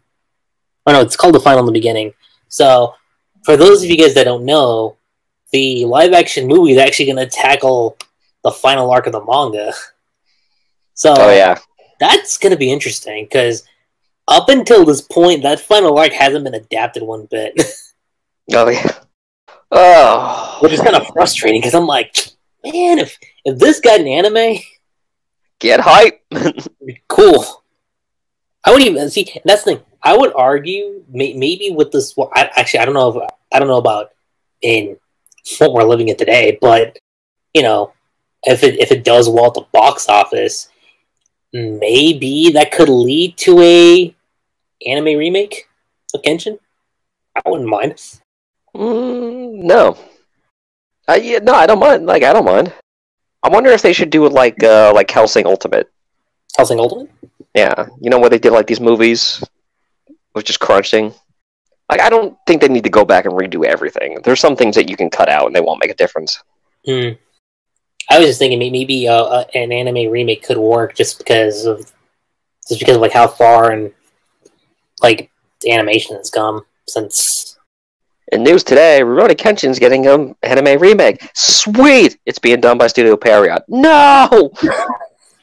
Who did Rurouni Kenshin? I don't remember the anime studio. I can't believe SP did Yu Yu Hakusho. That blows my mind. Right? You mean they actually make good anime back in the day? What? The Bleach director was the one who did Yu Yu Hakusho. No. So, since I know they're gonna tackle the final arc of Bleach, I hope they bring him back because he did a pretty good job with the Bleach anime. Yeah. I was going to say, how the fillers were replaced. I actually kind of wish Kubo would help fix Bleach if they do the final arc. I hope so, because just fix it in the anime. Just fix it in the anime. I mean, because I know one of the big things about that was his health was deteriorating, so he might actually do that. Yeah, I would doubt that. What we got in the end was what he actually planned out. It might. Toriyama can do it. Who does the anime for Rurouni Kenshin? Let's see. What's the studio? I know it's not Period. It's so okay. So there were two studios. Interesting. So up until season 2, it was done by Studio Gallop. Oh, Studio Gallop. Mm-hmm. And what's the other one? And then season 3 was done by Studio Dean. Don't know that one. Studio Dean. Let's see what they did. So they did Kenshin. That's very interesting because I didn't really notice a difference. No, they didn't. Yeah, I didn't notice that much of a difference either. They did Fruits Basket? Damn. Huh. The old or new one? The older one. Ugh, I hate that series. It's not even because of the series itself. It was, well, actually part of it, but long story. Another time. Another day. I'm trying to see what else they did. Nero Rise of the Yokai Clan. Manga was better on that, but it's neither here or there. 2010, 2020. Let's see what they've done here. Yeah, a lot of the ones that they've done, outside of, like, say, Fruits Basket, that's just because of Shatter, I've heard. Oh, wait, which one is this? Fate Stay Night? This was Fate Stay Night. Yeah. The original Fate Stay Night, I should say. Yeah, they did that one, too. Yeah. There's a few they've done. If Future Diary... if Future Diary described what a yandere is, Fate Stay describes what a tsundere is. Basically. So, basically, if you ever look up what a tsundere is, you probably see a picture from Fate Stay Night. Let's get into our last topic, which is why, after all these years and after so many other anime and manga, why does Rurouni Kenshin still hold up? You mean why hasn't the story faded? Or being like, oh, well, this is so old-fashioned. Yeah, like that's what I mean. It's like a good bedtime story. If you think Dragon Ball created I'm gonna go sacrilege here for a little bit, but because I know people are gonna hate me for it. But if you could consider Dragon Ball defined modern shonen today, Rurouni Kenshin perfected it. 100%. Because every single type of trope that you could think of that defines what a shonen is, Kenshin has it and perfected it. And it shows it how to do it right. You got the romance, you got the subtle romance in there, you got the villains that are likable but also like understandable. You got the hero who is powerful but flawed. And you have the villains that are a perfect reflection of the main character. They are kind of like how Batman is to all his villains. They are a part of what Kenshin was and a reminder of his past. And you can see a lot of that with the dichotomy with a lot of kill. Shishio is the manslayer part about him, that ruthless. Sano is the kind of the younger part of himself that's trying to prove himself to people, making a name for himself. Then you got these characters that they're all a really good reflection of himself. Even Yahiko, if you see how Kenshin was as a child, Yahiko was more or less just like him, full of ambition but lacked discipline. And I think that's what makes it so successful, is that a lot of almost every single character is a reflection on Kenshin himself. Unlike, say, with Goku or Naruto, where each character is there's either too many of them, or it's not a real good reflection. Especially for Goku. Goku, he has no villains that reflect him. My point is that you could see a little bit of Kenshin in each and every single villain, and it not only improves who Kenshin is as a person himself, but it's also like him defeating the worst parts about himself.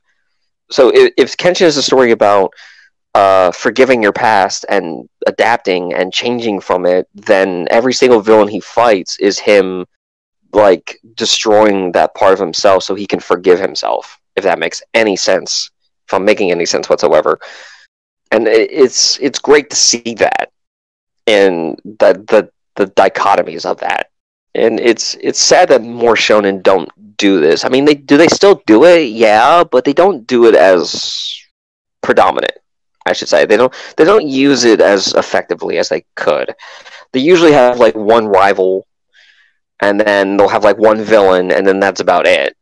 That really showcases that, and then everything else is either a throwaway or they're just the obstacle that the main character has to face before they can move forward.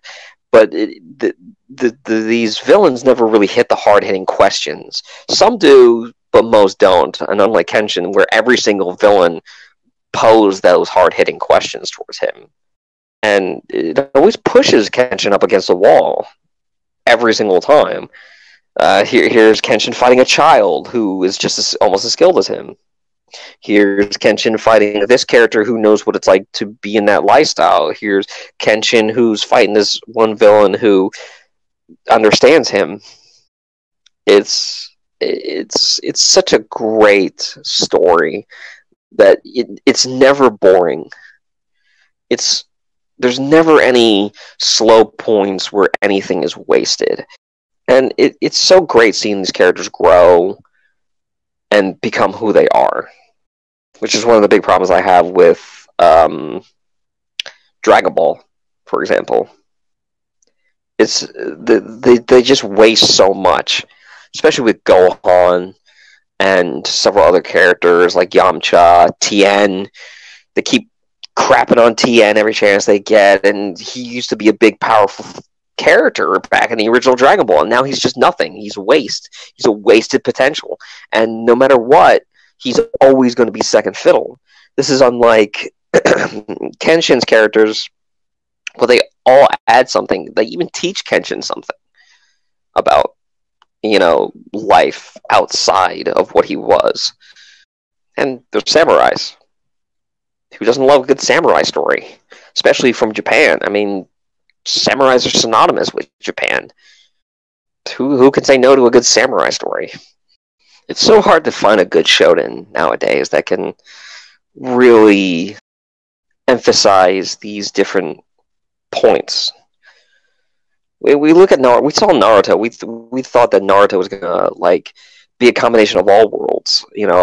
What happens if you mix Dragon Ball Z with Rurouni Kenshin? And I that's what I thought when I first started watching Naruto. I thought you're going to see this character be a new age story of past versus present and overcoming everything, but then it kind of just crapped out, and it became more focused on a singular goal, which just blew my mind just how bad it focused on this one goal that could have been solved with even just a little bit of ingenuity.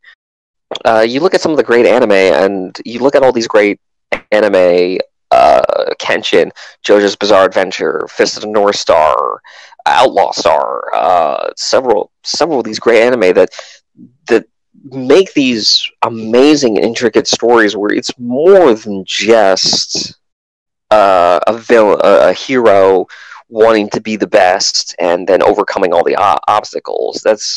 It's old hat now. I mean, Dragon Ball Z did it, and it was one of the few first ones to do it, and it worked, and it works okay for it, but you can't keep doing it. You can't have every single shonen be the exact same story of, here's a main character, they struggle, then they grow, then they fight someone who's stronger, then they defeated, then they grow, and then they get stronger, and then it's this rinse repeat of, you never feel like they ever learn anything, and the personality stays stagnant. Goku, he stays stagnant throughout the entire time of the series. It's constant. He just wants to fight. He just wants to get a good fight. He just wants this. He just wants that. And he never learns anything. He never really learns that maybe his actions have consequences. Now, you could argue that there was the one time where he tells Gohan that, he didn't want to come back to life because of all the problems that him being alive caused and everything. And you could argue that, but when then it gets to Dragon Ball Super, and you realize that Goku kind of forgot about all that. And all that development that he had before kind of went to waste, and now Goku is just kind of a one-trick pony. It's just, I have to defeat everybody because it's a good fight, and I want to fight people at their best. Well, there's more to it than that. There's more than just personal gain. And that's what Kenshin reflects on, because every time he meets somebody, he teaches them a lesson about it. I think it's really important that you not only have the main character face things that just simple strength cannot fix. It's also the reason why I like Superman so much, because he's not proven to be the best that he is. He's trying to, he already is the best he could be. He's just trying to figure out who he is and doing the right thing and leading other people to be just like him. And I think that's very important. Personally, as a writer, I want to look at these stories as a writer. We could be a fan of them all we want, but we want to look at how these writings really reflect on the story. And if it's perfectly okay to write a story just for the entertainment value, like Michael Bay, like Dragon Ball Z I think it's a Michael Bay of anime. You just watch it for the flashy lights and the fight scenes, and you don't worry about the plot. And that's fine. If that's what you're going for, that's perfectly all right. And it's a lot of fun. It can be. But if you're writing a story that you're trying to teach something, you can't shortchange it. You can't just take shortcuts. It has to mean something. And that's why Rurouni Kenshin is so special, because of how much it teaches us, as well as showing real human characters facing potential problems and overcoming them with more than just, I hit it hard enough. Kind of long-winded on my part, but that is just how I feel about it. I can agree with you 100% on that. I really can. And, I mean, it kind of echoes my thoughts on it, too, as to why it still holds up, because it kind of just going back to the point that just made, it showcases, the potential that a shonen manga has in terms of storytelling, seeing the characters actually go through a progression in terms of development, and then seeing them succeed and their trials and tribulations. Also, I know we brought it up too, but the romance was a big thing, where it shows just how you can actually go really, maybe not in depth with it, but you can really use it to its full potential. It's got a great message. It's got some great themes. A lot of what you pointed out, and that's just why it just still holds up, and why many regard it as not just a really good anime, but a goat. Yeah, it is the goat.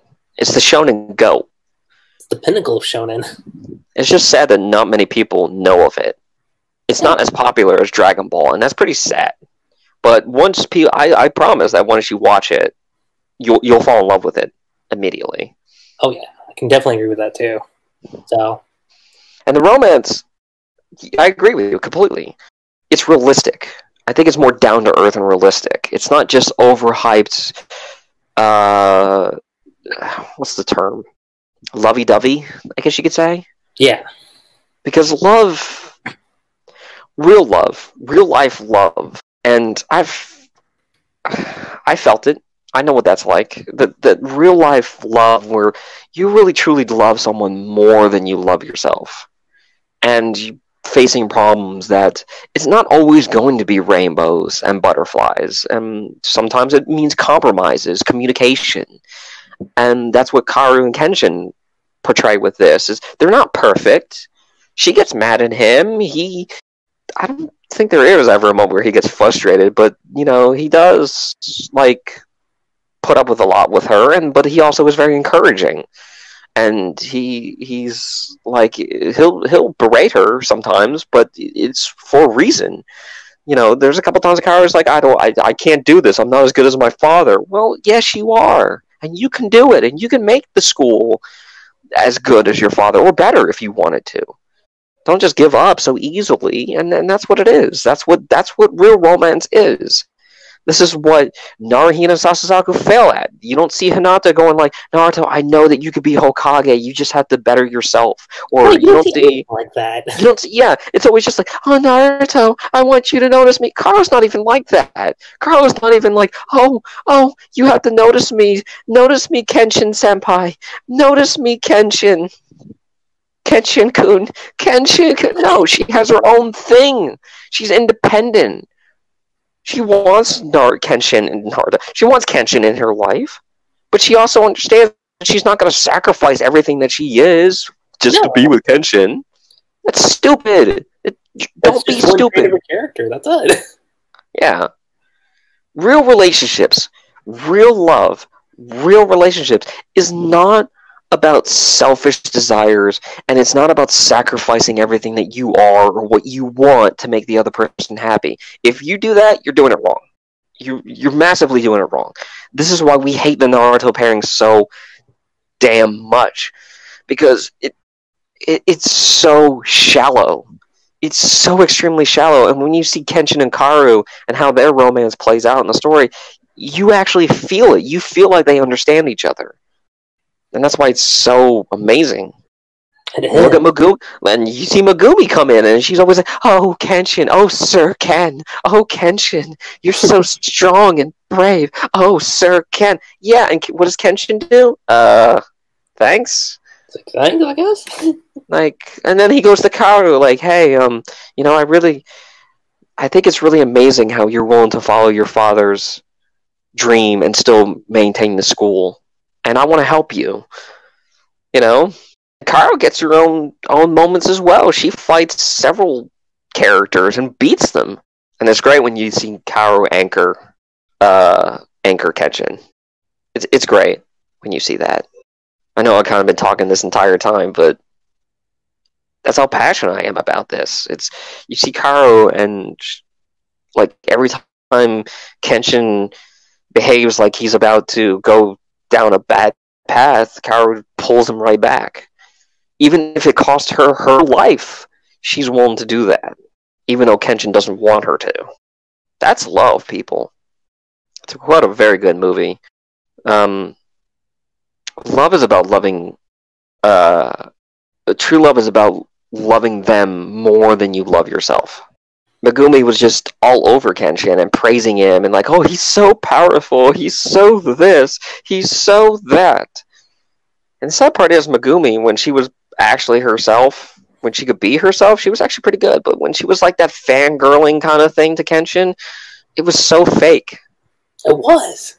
It was so cringy and fake. But then you see Karu, and even though she does get jealous, and you have these comic moments of her getting jealous and everything like that, you see the love. Real genuine moments with them. Yeah. I challenge anybody who listens to us right now, I challenge anybody in the comments, prove to me why Kaoru and Kenshin doesn't work as a pairing. Yeah. You prove that, and I will show you proof why romance in a shonen manga should never exist. How about that? Challenge accepted. That's what they'll say. Like, okay. Watch them take, like, I don't know, 8 months. Like, I don't think we can. Let's see Osmosis Jones try to, like, fight that one. Well, you see, Kenshin and Karu are kind of like Naruhito, so... No, they're not. No.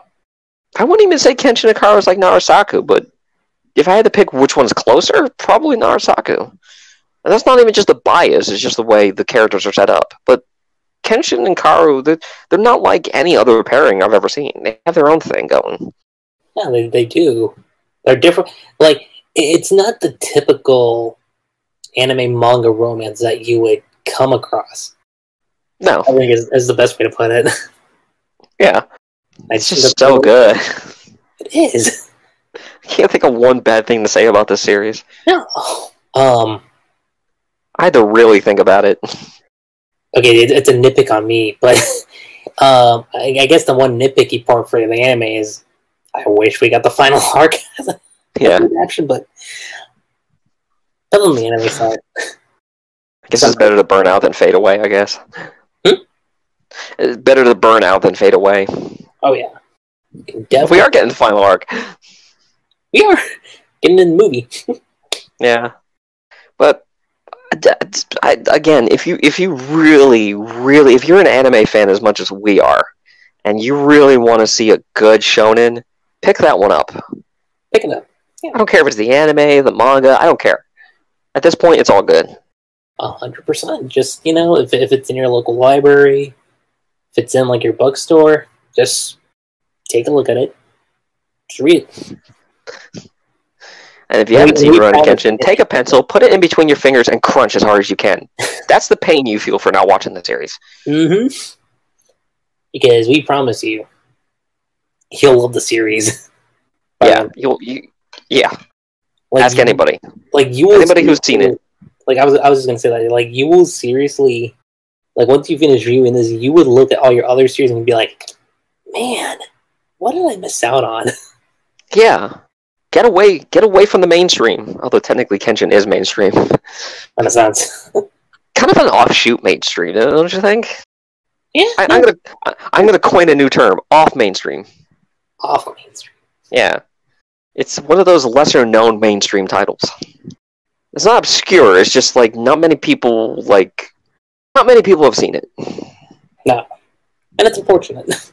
Yeah, get away from Dragon Ball Z and Naruto for one moment. For this side, just say, all right, load up episode 1, chapter 1, go from there. Step 1, watch Rurouni Kenshin. Step 2, Step 3, profit. Step 3, profit. Yeah.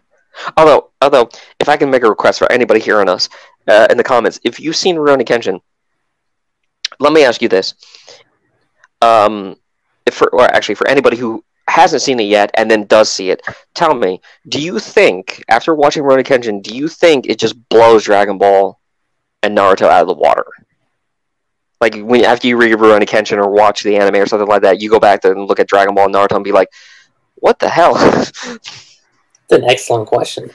Because I'm really curious about this. I really am, because you know our feelings about it. We've talked about it for the past 2.5 hours, but I really want to know how many people really feel like, compared to like Rurouni Kenshin, where does Dragon Ball Z and Naruto stack up? Because I promise you, I really believe that these two series don't hold a candle to it. Yeah, I really want to know that too. I want to know where people's, where they lie on it. And it's a shonen. Keep that in mind. It's a shonen. It's a new term people have used. Oh, it's a shonen. Yeah, this is a shonen too. Yeah, but it's a shonen. Yeah, so is Attack on Titan. That's a shonen. Yeah, nobody believes that one. I know. Nobody believes that Attack on Titan is a shonen. It's a shonen. Look it up. Well, it's not written. It's not published in Shonen Jump. It doesn't have to be. It's published by the other shonen magazine. Mm-hmm. Very much so. Yeah, but it is a shonen. Don't kid yourselves. Very interesting shonen too. But so I have one final question though. What's up? Because I want your opinion, because we talked about this a little bit earlier. What do you think of the dub of it? Like the English voice acting and everything in it. I think the dub's pretty good. Now, I know there are technically 2 separate dubs, but the one that people mostly talk about is the Media Blasters one. That's the one. That's the one that I watched. Yeah. And I think that dub is really good. Yeah. Just Steve Bloom as Shishio, man. Right? Steve Bloom can make anything sound sexy. Yeah, and honestly, dude, if they did do a Rurouni Kenshin anime remake, they better bring him back. Oh yeah, no, you can't do it without him. No, you can't. He's the one you can't replace. He has to be Lord Shishio. Mm-hmm. And some of them like to do that. Like, they have that guy have voiced that, and then they do like a remake, and then they have someone that sounds like this. Come get you. I'm like, that's not his voice. No, it's not. You're playing with us. Stop. Just give him a different. Give him Steve Bloom's voice. You can't do it. No, you can't. That's like, do you imagine Spike Spiegel played by anybody but Steve Bloom? No, can't see it. Can't. I mean, can you do it? Yeah, you still make it a good idea. It's the same thing with Bleach. Could you picture any one picture? Yeah. Other than Johnny Young Bosch? Probably not. Or Vasha Stampede. Mm-hmm. That was one of his good roles. It was. Compare that one. You should go to Vasha Stampede. Look at that difference. Adam, what's wrong? I'm a frog. But I really wanted to know because I know Lucky G that you have a different take on dubs than I do. Yeah. I seem to like more dubs than you, and then you're very picky on your dubs. I know that, which is fun. I'm not saying that's wrong or anything. I'm just saying, like, this is why I asked you that question, because it's so interesting to hear your opinion, because I know how critical you are of dubs. Yeah, well, I think I know what it is, too. Like, because normally when it comes to me, like, I'm normally the guy that's okay with dubs, but it's just a matter on how it's done, you know? So... Yeah. Because I remember watching Future Diary in the dub, and I was like, "What is this?" And I thought it was okay. That was like my one opener. Like as soon as I saw Future Diary, I was like, "This sucks." I don't know what they were. We were talking about this. We were talking about this in a group chat one time. We were talking about different dubs of everything, and like I swear, like she was like, "That one sucks. That one sucks. Oh god, that one sucks." I'm like, "Do you like any dubs?" No, but Kenshin's one that really stands out. Kenshin, Yu Yu Hakusho. What's another one? I know people criticize the Naruto dub, but I'm fine with it. I'm on the Naruto. I hate both of them. Although I will say this is really rare, but the English dub of Naruto I actually think is better than the Japanese dub. The voices are less degrading. Can I say something else? What? I agree with you. We're going to hell. We're going to anime hell. We are. All hail Lord Shishio. Oh, Lord Shishio. That's anime hell right there. I actually do like the Attack on Titan dub. As weird as that sounds, because I know some people don't like it. Mm-hmm. But the Kenshin dub is pretty good. It is. Actually, the one dub that I wouldn't mind if they did do a remake, just get most of the cast back. Because honestly, even Kenshin, I don't think I could picture anybody else voicing Kenshin than... Yeah. Yeah. And you wouldn't think so at first, because when Kenshin first shows up, he's like very goofball. He is. Like I'm doing the Keith John, like, oh, it is a good show that it is. He actually talks like that, like throughout the beginning of the show, and you think, who the hell is this guy? Yeah, you're just like, what? And then it gets to the moments where where shit gets real, and then it's like, Jesus. And I was like, okay. Yeah, it's a good show that it is. You wanted the Batosai, then you'll get the Batosai, you know, and it's just like, whoa. That's hot. Again, that one episode, what was it again? It wasn't Kyoto. I gotta remember the guy's name. I feel bad now. Saito, yeah, there we go. That one episode where Saito, where he briefly goes into Batosai mode, I was like, oh shit. Oh yeah. Yeah. I like Sato's voice actor too. His voice was pretty spot on. I kind of liked his. Yahiko's, I was a little annoyed by Yahiko, but then I thought to myself, isn't that kind of the point? He's supposed to be like an annoying kid, so it's kind of a perfect voice for him. You all can look up who these VAs are. Probably. Let's see. Kenshin's voice actor is. By the way, if they ever do a remake of Rurouni Kenshin anime, please, for the love of God, do not make Monica Rial Kaoru. Who did do Kaoru? I should check. Alright, so wasn't it like Christina Lay? It might be. Let me see. So Kenshin's voice actor for the dub was Richard Cancino. He did Jose Canseco. Outside of Kenshin. Oh, he voiced Lance from Zatch Bell. Zatch Bell. Ooh. Ooh. There was another good series. And you wouldn't think so. There's some anime series you don't think, oh, this looks stupid, and then you watch it, it's just like, this is the most amazing anime ever. Right? I ain't talking about Digimon. Okay, so for Karu, okay, so there's two dubs. There's the Sony dub, and then there's the Bang Zoom dub. Which one was that? Okay. So Dorothy Melendrez. Oh, Dorothy Melendrez. Yeah. She's the one who voiced Karu. Yeah. She does a lot of those. She does a lot of the female voices in the 90s animes. Mm-hmm. Yeah, she'd be one I wouldn't mind coming back to. Yeah. She did a pretty good job. But, yeah.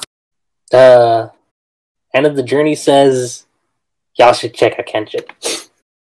I guess the point we're trying to make is it's the best shonen ever. Yeah, we could go on hours and hours just talking about it, but... We did. Yeah. Well, even more so than what we're doing right now, but... Believe me, if we could, we'd go on for like weeks just on one anime. We could. Best anime, best manga, best live action. Yeah. Yeah. It's got everything. Music. Music was pretty good. Music. Ending 3. Ending 3 was great. Mm-hmm. Ending 3. The commercials. I think in the comments I'm going to post that Toonami commercial. I can find it. Because it was so badass. They are. I'm going to find it. I want you all to watch it. If all of the younger crowd out there, I want you to watch it. I want you to know what it would felt like us being like so young, looking at that going, oh, this is so cool. It was. Sitting there in my footy pajamas, eating Cinnamon Toast Crunch, going, yeah, Kenshin, get him. Oh, and you got to watch the bloopers. Gotta watch the bloopers. The bloopers are hilarious because they can't say the techniques. Right? Especially Kenshin's, like, he keeps screwing it up.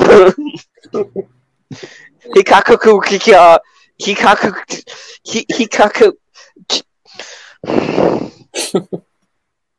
Can we just say what the English translation is? No, you gotta say it like this. Hikaku no kirameki or whatever. Like, it's like, what? Bless you. Hey, do you got any closing thoughts on your end? If you start out with Dragon Ball Z and Naruto and Bleach and all those mainstream ones, it's a good start. It is. But for any one of you, if you really want to branch out, there's a lot more anime out there that are so good that you're missing out on. If you love samurai, the old samurai 90s style anime, Rurouni Kenshin is the way to go. It's such a good anime, and I think anybody who doesn't watch it are missing out. You can at least give it a try. At least give it a few episodes. Yeah. And yeah, all anime starts out slow. It all does. Give it 3 to 5 episodes and see if you like it. But I promise you it's worth it. Definitely. It's definitely worth it. Some of you, like, I'll talk to you, some of the people I'll talk about anime and, like, they have no idea what I'm talking about. I'm like, you're missing out on so much. There's more than just Dragon Ball and Naruto and My Hero and Black Clover. I mean, they're fine. Well, not Naruto, but the rest are fine. It's a great start, but don't consider yourself a real anime fan if you only watch those. I'm sorry. I can't allow that. You're doing a disservice. You got to watch it all. Major disservice. And if y'all want to figure out a series that's similar to Kenshin, I actually have one. Oh? It's called Noragami. Noragami, yeah. I don't know if you've checked it out, but it's probably the closest series I could think of. I've seen a little bit of it. I haven't seen the rest of it yet. I still have to see it. My time is very limited, but we've been in quarantine, so I really have no excuse at this point. But yeah, I should watch it. Yeah, that's the closest one I could think of. And I think the manga is on its final arc, too. So, Yeah. It's almost wrapping up. And if anybody's on our channels and you want to find out, talk to us. Yeah, it's not hey, hard. what do you think of this series? I think you should check it out. What do you think of this series? Well, unless you're into this, I really wouldn't check it out. Hey, what about this one? Stay away from that one. We'll tell you. Yeah. Just tell us what you like, and we'll give you some suggestions. That's it. Yeah. But please, please, please, please, please, please watch Rurouni Kenshin. You will not be disappointed. You won't be disappointed one bit. And outside of that, I guess that's pretty much it. James, it was really fun having you on board for a nostalgia trip, essentially. I know. We opened up that time capsule, dusted off our old DVDs. Now I gotta go watch it again. Right? Is that good? Might just yeah. maybe a little later, but at some point. Yeah. Anything bad other than that? The dub is pretty okay. It's great, and there's some voices that are a little lacking, but I've heard worse. I've enjoyed worse, I should say. I wonder if somebody did a bridge series of Rurouni Kenshin. That would be funny. Can you even do it? Probably look it up after this. We should just stab him. That we should. Shut up! You keep saying that. Megumi, what do you do? I make drugs! Fan, we're gonna be rich! But Tosai. The Thought Slayer. The Thought Slayer. Would you like to cause mayhem in Tokyo? Sure. That it is. You should watch that, you should. Yes, he says that a lot in the series. I mean, I guess some people could find it annoying, but it's funny. Yeah, I think that's probably my only criticism about Rurouni Kenshin is there are some parts that are a little slow.